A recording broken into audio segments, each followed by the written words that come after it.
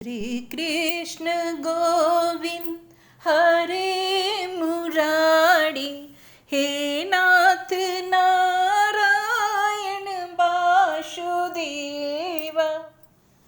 अथ सप्तदशो अध्याय। काल्य के काल्यदह में अनेक आने की कथा तथा भगवान का ब्रजवासियों को दावानल से बचाना। राजा परीक्षित ने पूछा, भगवान काल्य नाग ने नागों के निवास स्थान रमनक द्वीप को क्यों छोड़ा था और उसे अकेले ने ही गरुड़ जी का कौन सा अपराध किया था? श्री सुखदेव जी ने कहा, परीक्षित, पूर्व काल में गरुड़ जी को उपहार स्वरूप प्राप्त होने वाले सर्पों ने यह नियम कर लिया था कि प्रत्येक मास में निर्दिष्ट वृक्ष के नीचे गरुड़ को एक सर्प की भेंट दी जाए।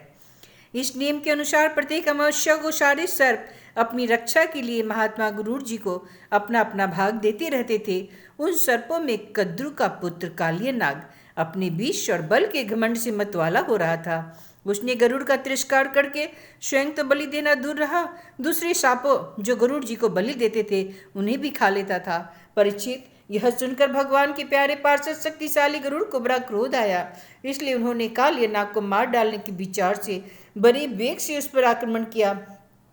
विषधर काल्यनाग ने जब देखा गरुड़ बड़े वेग से मुझ पर आक्रमण करने आ रहे हैं, तब वह अपने 101 फन फैलाकर डसने के लिए उन पर टूट पड़ा। उसके पास शस्त्र थे, केवल दांत, इसलिए उसने दांतों से गरुड़ को डस लिया। उस समय वह अपनी भयावनी जीभें लपलपा रहा था। उसकी सांसें लंबी चल रही थी और आंखें बड़ी डरावनी जान पड़ती थी। ताच्छल्य नंदन गरुड़ जी विष्णु भगवान के वाहन है और उनका वेग तथा पराक्रम भी अतुलनीय है। काल्यनाग की ढिठाई देखकर उनका क्रोध और बढ़ गया। उन्होंने उसे अपने शरीर से झटक कर फेंक दिया एवं अपने सुनहले बाएं पंख से काल्यनाग पर बड़े जोर से प्रहार किया। उनके पंख की चोट से काल्यनाग घायल हो गया।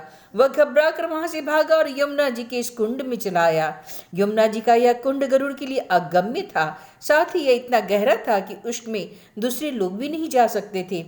इसी स्थान पर एक दिन क्षुधातुर गरुड़ ने तपस्वी सौरभी के मना करने पर भी अपने अभिष्ट भक्ष्य मत्स्य को बलपूर्वक पकड़कर खा लिया। अपने मुखिया मत्स्यराज के मारे जाने के कारण मछलियों को बड़ा कष्ट हुआ। वे अत्यंत दीन और व्याकुल हो गई। उनकी यह दशा देखकर महर्षि सौबरी को बड़ी दया आई। उन्होंने उस कुंड में रहने वाले सब जीवों को भलाई के लिए गरुड़ को यह शाप दे दिया, यदि गरुड़ फिर कभी इस कुंड में घुसकर मछलियों को खाएंगे तो उसी क्षण प्राणों से हाथ धो बैठेंगे। यह मैं सत्य सत्य कहता हूँ। परीक्षित, महर्षि सौबरी के शाप के बाद काल्यनाग के सिवा और कोई शाप नहीं जानता था, इसलिए वह गरुड़ के भय से वहां रहने लगा था। और अब भगवान श्री कृष्ण ने उसे निर्भय करके वहां से रमनक द्वीप में भेज दिया। परीक्षित, इधर भगवान श्री कृष्ण दिव्य माला, गंध, वस्त्र, महामूल्य मणि और स्वर्णमय आभूषणों से विभूषित हो उस कुंड से बाहर निकले। उनको देखकर सबके सब ब्रजवासी इस प्रकार उठ खड़े हुए जैसे प्राणों को पाकर इंदिरा सचेत हो गई हो। सभी गोपों का हृदय आनंद से भर गया। वे बड़े प्रेम और प्रसन्नता से अपने कन्हैया को हृदय से लगाने लगे। हे परीक्षित, यशोदा रानी, रोहिणी जी, नंद बाबा, गोपी और गोप सभी कृष्ण को पाकर सचेत हो गए। उनका मनोरथ ही सफल हो गया। बलराम जी तो भगवान का प्रभाव जानते ही थे। वे श्री कृष्ण को हृदय से लगाकर हंसने लगे। पर्वत, वृक्ष, गाय, बैल, बच्चे सब के सब आनंद मग्न हो गए। गोपों के कुलगुरु ब्राह्मणों ने अपनी पत्नियों के साथ नंद बाबा के पास आकर कहा, नंद जी, तुम्हारे बालक को काल्यनाग ने पकड़ लिया था, सो छुटकर आ गया है। यह तो बड़ी सौभाग्य की बात है। श्री कृष्ण के मृत्यु के मुख से लौट आने के उपलक्ष्य में तुम ब्राह्मणों को दान दो। हे परीक्षित, ब्राह्मणों की बात सुनकर नंद बाबा को बड़ी प्रसन्नता हुई। उन्होंने बहुत सा सोना और गौएं ब्राह्मणों को दान दी। परम सौभाग्यवती देवी यशोदा ने भी काल के गाल से बचे हुए अपने लाल को गोद में लेकर हृदय से चिपका लिया। उनकी आंखों से आनंद के आंसुओं की बूंदें बार बार टपक पड़ती थी। राजेंद्र, ब्रजवासी और गौए सब बहुत ही थक गए थे। ऊपर से भूख प्यास भी लग रही थी, इसलिए उस रात वे ब्रज नहीं गए। वहां यमुना जी के तट पर सो रहे। गर्मी के दिन थे, उधर का वन सूख गया था। आधी रात के समय उसमें आग लग गई। उस आग ने सोए हुए ब्रजवासियों को चारों ओर से घेर लिया और वह उन्हें जलाने लगी। आग की आंच लगने पर ब्रजवासी घर बढ़ाकर उठ खड़े भी और लीला मनुष्य भगवान श्री कृष्ण की शरण में गए।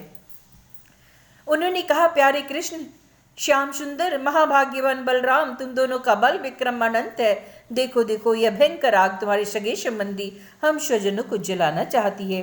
तुमसे सब सामर्थ्य है, तुम में सब सामर्थ्य है, हम तुम्हारे सुहृद हैं, इसलिए इस प्रलय की अपार आग से हमें बचाओ। हे प्रभु, हम मृत्यु से नहीं डरते, परंतु तुम्हारे अकुतोभय चरण कमल छोड़ने में हम असमर्थ हैं। भगवान अनंत है, वे अनंत शक्तियों को धारण करते हैं। उन जगदीश्वर भगवान श्री कृष्ण ने जब देखा कि मेरे स्वजन इस प्रकार व्याकुल हो रहे हैं, तब वे उस भयंकर आग को पी गए। इति श्रीमद्भागवते महापुराणे परमहंस्यां संहितायां दशम स्कन्धे पूर्वार्धे दावाग्निमोचनं नाम सप्तदशोऽध्याय। श्री कृष्ण गोविंद हरे मुरारी, हे